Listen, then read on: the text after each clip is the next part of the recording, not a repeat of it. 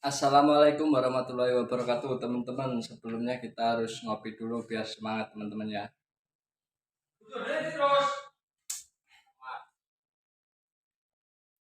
Kali ini saya mau berbagi cerita teman-teman ya.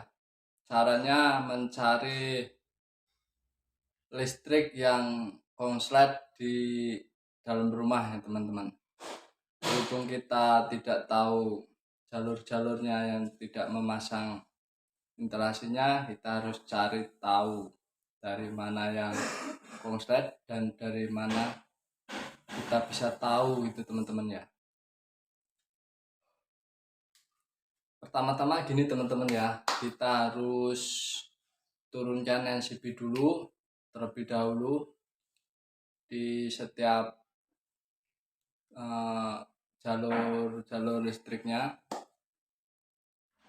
dan pastinya antara lampu dan stop kontak pasti beda NCB teman-teman ya. Jadi kita harus turunkan dulu semua.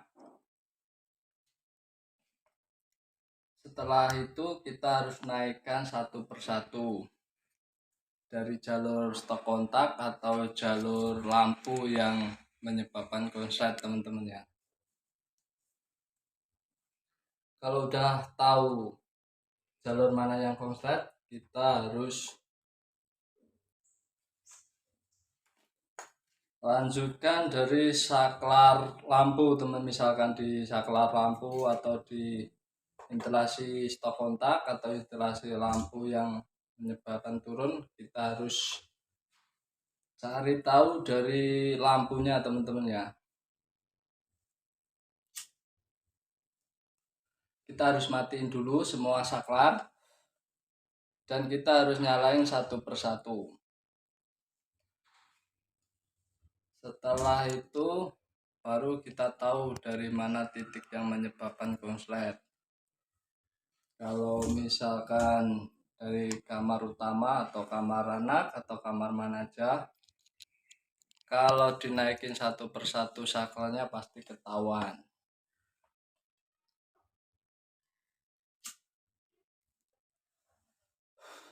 Setelah kita temukan titik di mana yang menyebabkan konslet, kita harus misalkan bisa naik ke atas plafon, kita harus naik untuk cari tahu di mana yang titik konsletnya tersebut gitu teman-teman ya.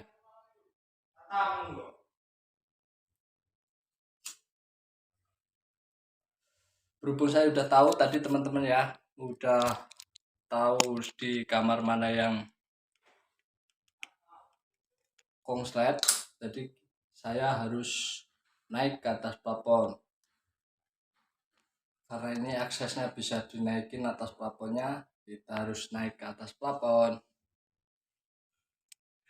Ini area atas plafonnya teman-teman. Waduh, ini kalau jatuh langsung masuk ke dalam.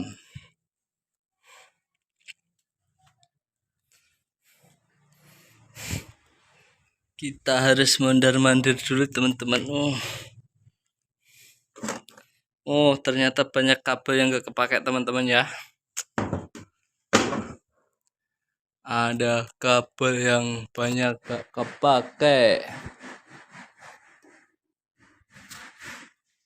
Oh, ternyata water heaternya juga ditaruh di atas plafon. Ini kalau ada kebocoran, ada kerusakan, sangat sulit ya teman-teman ya. Jadi untuk pemasangan baru lebih baiknya ditaruh di dalam aja, kalau enggak di luar rumah tapi area bawah aja teman-teman ya. Jadi ini sangat susah kalau ada kebocoran atau ada kerusakan, kita harus naik dulu ke atas plafon seperti ini.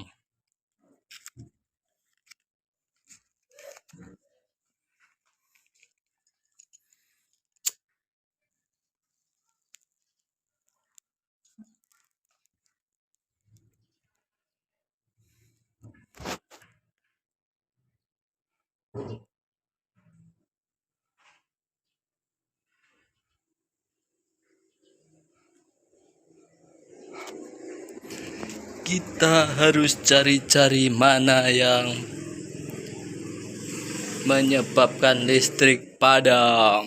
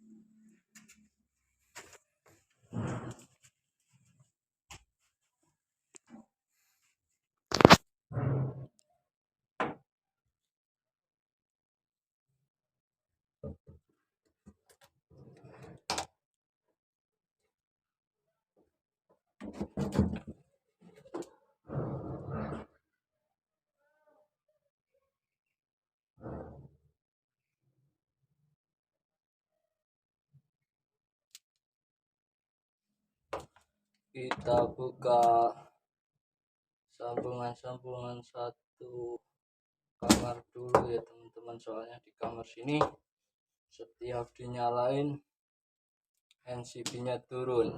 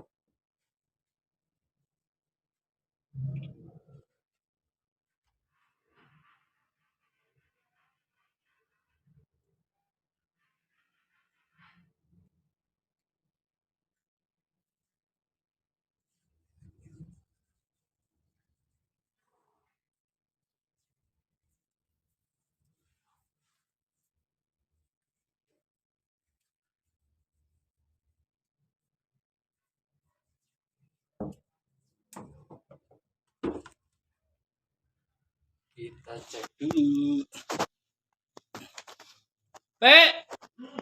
Jajale urip no.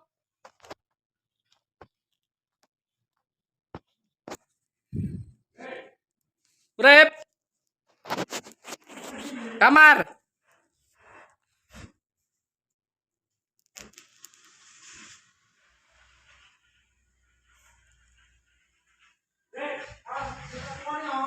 Ya.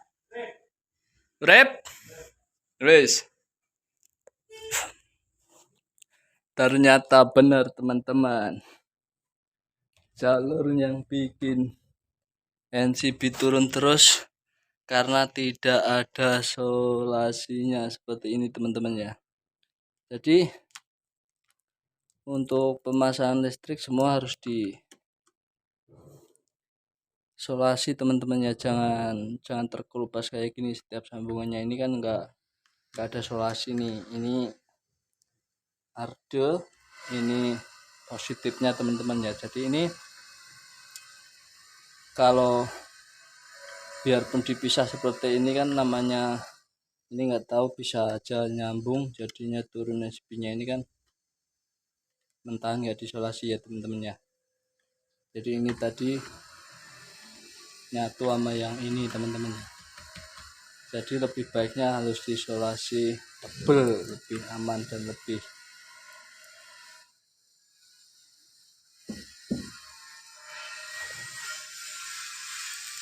ini seperti ini sangat bahaya teman-teman ya, soalnya bisa menyebabkan kebakaran karena ada percikan api setiap ada pertemuan positif dan negatifnya teman-teman ya.